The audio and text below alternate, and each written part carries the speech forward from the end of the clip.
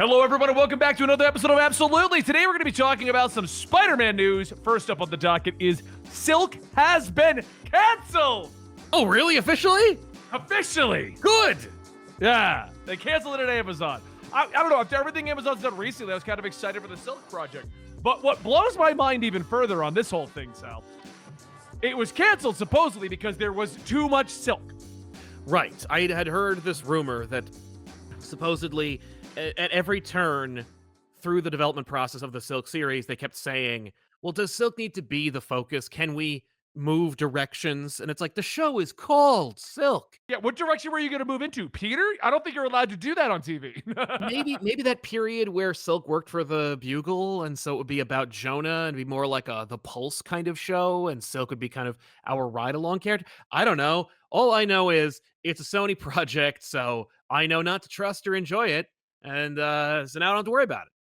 Well, that's exactly it. I don't know what to really say. You know what? We're going to combine these two because I don't know how much more we can say about Silk. I like the comic. Yeah. But if your complaint is that there's too much Silk, I don't think you knew what you bought. Like, that's Right. I mean, well, the thing is for Sony, it's like, it's easy for them to muck around with it, turn it upside down and inside out because they own it already. They're like, let's develop a project based on the thing we already paid for 25 years ago. Nah, never mind. Do we want to lump this in with the Kraven the Hunter thing where they were like, we expect audiences to go see Kraven the Hunter multiple times? And I I'm did like, not hear that. Tell me about that because this would be great for Sony's Spider-Man faux pas. Exactly. Apparently, Sony moved the date for Kraven to December. For one reason is so that they could not compete with Deadpool. They said it was so that it wouldn't compete with other R-rated properties. So Deadpool. So Deadpool, which makes perfect sense because it's not like after Deadpool, I'm going to be like, I am in such a good mood. I need to knock myself back a little bit and watch Kraven the Hunter. But the other thing was, they were like, I'll do a double feature. I want both. Yeah, well, and make sure, by the way, first, and then you go into Deadpool. Oh, that would actually be the way to watch it, obviously, unless you were looking to diminish or not enjoy anything you were working on. But yeah, the other thing was apparently that they were kind of like trying to justify their move to December by being like, oh no, multiple people are going to be watching this movie. I'm going to try and pull up a link because my reaction was essentially, that's a bold strategy, Cotton. Let's see if it pays off for them.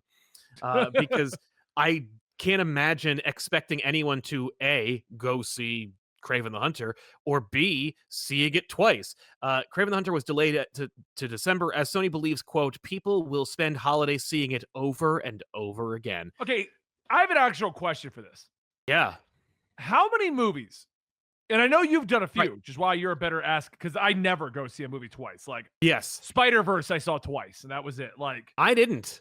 I did it because I saw it with a group of friends, and then I brought Natalie to see it. So I saw it twice that way. Totally understandable. Yes.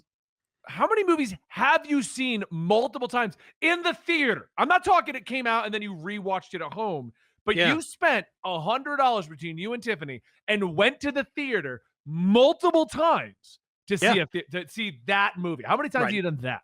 Yeah, not including re-releases. You know, like when they re-release movies through Fathom events. You saw it Friday, and then next week you're like, you know what? Let's go see it again. Most of them are franchise pictures. I mean, I definitely saw Endgame multiple times in theaters. I definitely saw Homecoming multiple times in theaters. I saw Lord of the Rings. Big tent poles. Yeah, exactly. I only see tentpole movies multiple times in theaters, with some very rare exceptions. For example, I saw Death to Smoochie no fewer than 2 times in the theaters. I mean, I love Death to Smoochie. That was a good Death to Smoochie. I saw that. I remember seeing the trailer for it, being like, I am in. I think I heard about that in a Henry Rollins sketch, and then I saw it. I loved it. I saw it in the theater with one friend and no one in the theater except for one deadbeat father and his toddler. And then the second time we saw it again, new deadbeat father, new toddler. I'm like, what is wrong with these dads who thought that because it was a giant, like, cartoon rhino type character, that their children were going to enjoy it? Rocket Literally after ships. after the rocket ship scene, those children were gone. But yeah, it's very rare that I see a movie twice, especially nowadays. But as a teenager, I definitely saw movies twice in the theater quite often.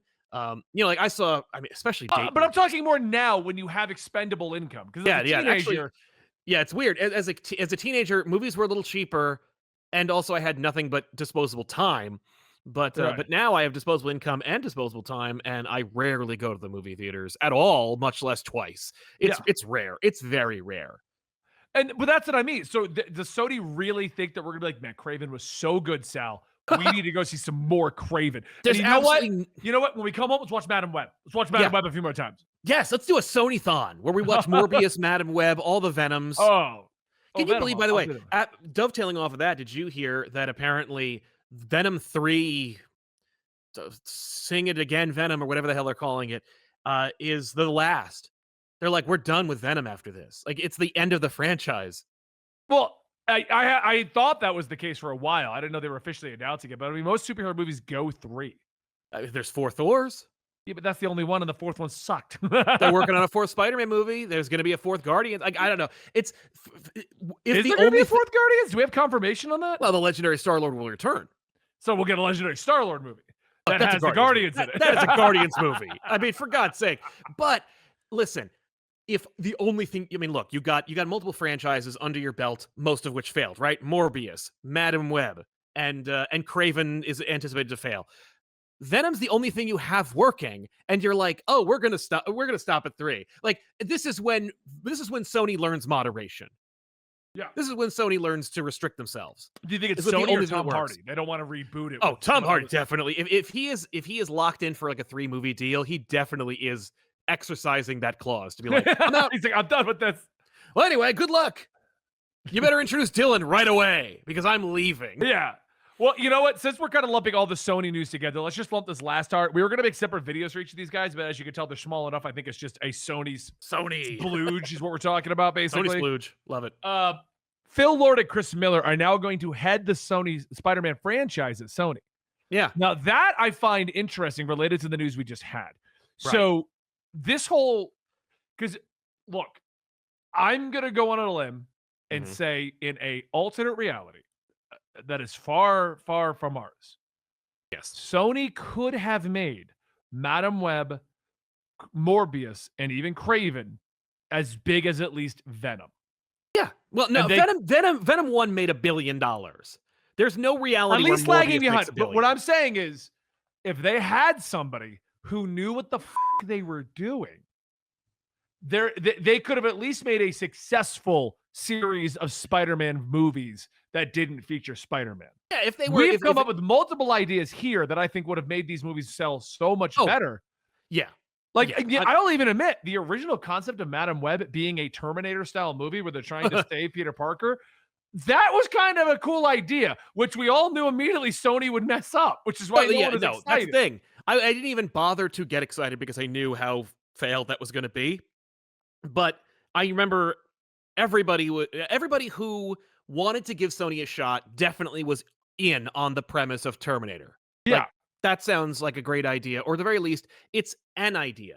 It's an execution. Sony needs to either adopt or work directly with Blumhouse at this point, just to get their budgets under control and make movies that actually make money. Because, I mean, these Blumhouse movies that are coming out, they're super bad, but at least they look good and they're under budget, so I like they make the money Blumhouse back. movies. I know. I think they've got a nice middle ground between budget and not blowing the budget out, but making it look passable. You know, that's the thing is they look I've good. yet to watch a Blumhouse movie since when they started. Back when they started, I'll give them that to you.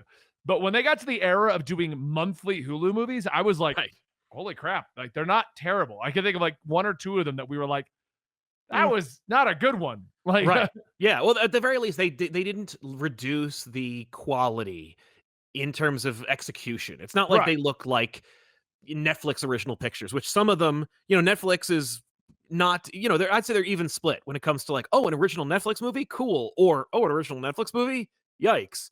Blumhouse is like, oh, they're gonna at least look good and perform. Right. Sony needs to understand what they're working with and stop trying to ape off of whatever they're desperately jealous of. But they're not going to do that. Well, no, possibly though. I mean, they're putting people in charge. Like, I mean, that was the one thing that we noticed when it came to DC, right? Kevin Feige came in and pretty much cleaned up and made the MCU what it is. And now that he's been more hands off because Disney just keeps giving him things to do, the MCU's been tanking, which tells me that if Kevin Feige ever retires, stop watching the MCU. It's over. Yeah.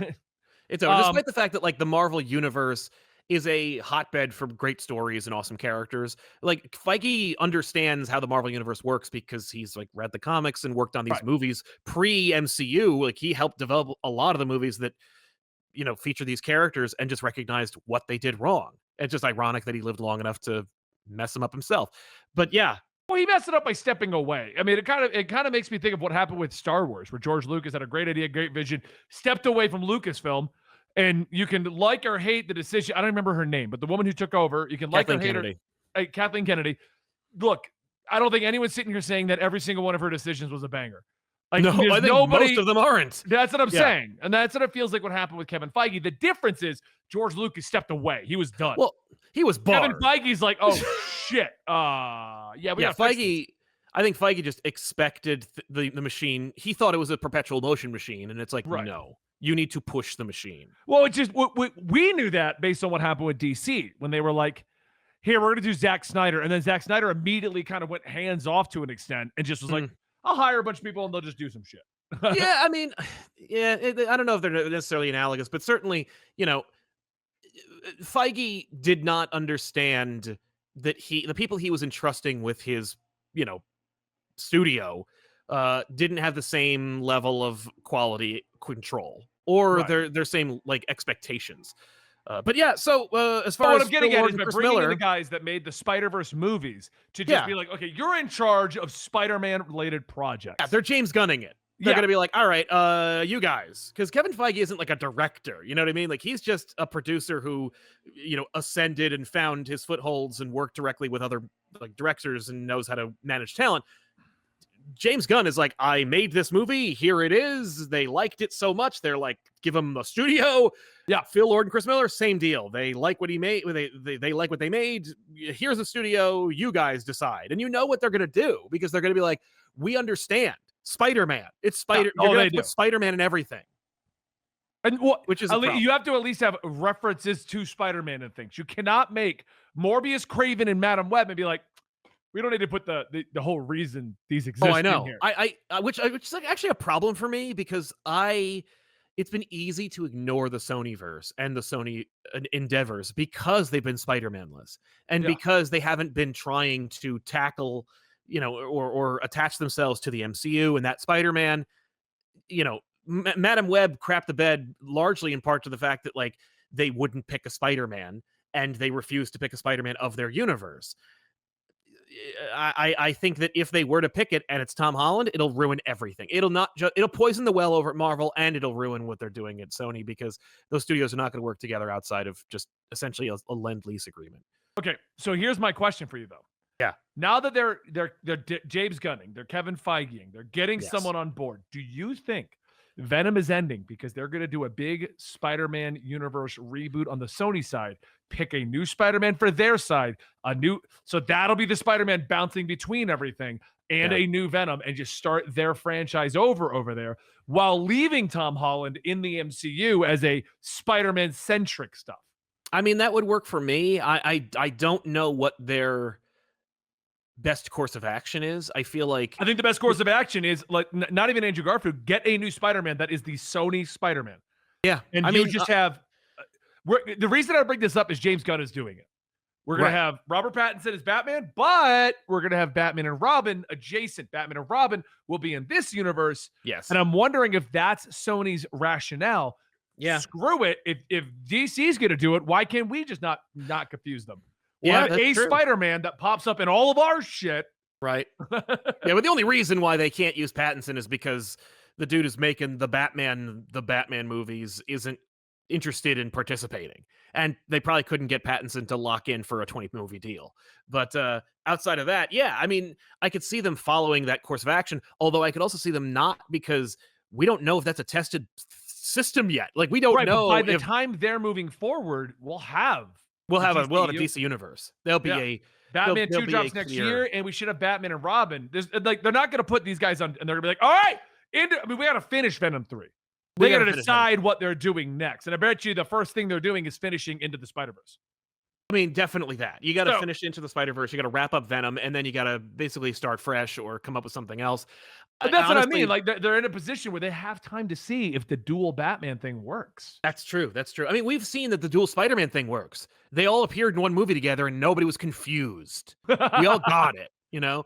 So, I mean, I think that it's obvious that that's the course of action. It's just, look, if you're in an unenviable position of competing studios having the same character, just do different versions. In Sony's case, my pitch would just be: you get Miles, MCU gets Peter, call it a day. Sorry, got randomly distracted there. That was my cut. That's no, I already said, and I agree. I think that's the direction we need to go, and I do think Batman's going to be our proof to see if this can work or not. And if it doesn't work, Sony, just give the hell up. I want them to stop. The fact that they got Phil Lord and Chris Miller makes me go like, Jesus, like that's a great idea 5 years ago. Yeah. Just wrap it up. Would you please? Like, could you just let it go? Like, hey, Disney, dig deep and offer the money. Just give them $4 billion and move on. I mean, I agree. So, you know, I'm sick of this like dual studio. What's Sony gonna do? And most importantly, I'm sick of hearing these Sony apologists who are like, I don't know, I think Madam Web was pretty okay. Like, just did stop. anyone think that Madam Web is okay? There's one person in the comments right now who actually was like, actually, Madam Web didn't fail in the box office. It's like, dude, I'm looking that up. There's no way it didn't fail. This is going into this video, but there's no way. You have to know. There he is. I have to know. I have to. Oh, there he is. There's a guy in their comments. Yeah. There's I mean, it's a troll, obviously. Like he's just. Oh, I know. But we're not gonna let him get off this easy. It bombed horribly. Budget was 80 to 100 million. It made 100 million. And using the exact same logic all of you idiots wanted to use on every other movie, it has to make double to be a success. Right. Even if it doesn't. Even if it only has to make 25%. Yeah. That's a fail. I mean, it still broke even, and not even that because that doesn't include marketing budget.